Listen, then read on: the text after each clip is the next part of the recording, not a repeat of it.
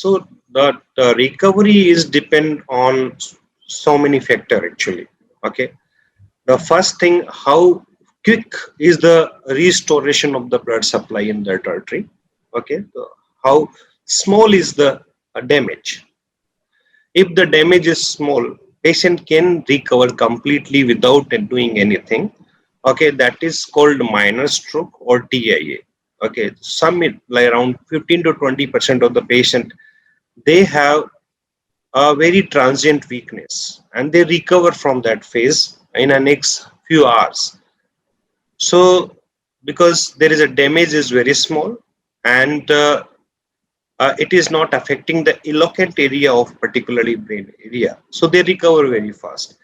The second thing is how much is the patient is having the collateral actually.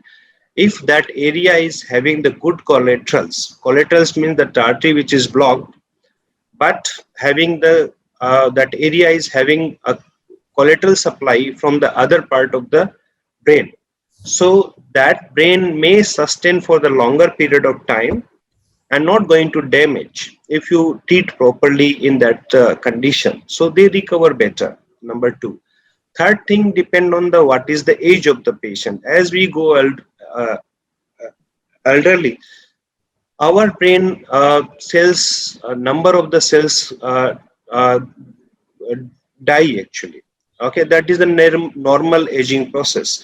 So those who are young, they have the stroke, they have the more chances of recovery or faster recovery comparison to elderly. That is the third thing. Fourth thing is a female or male, that male usually have the more better recovery than the female.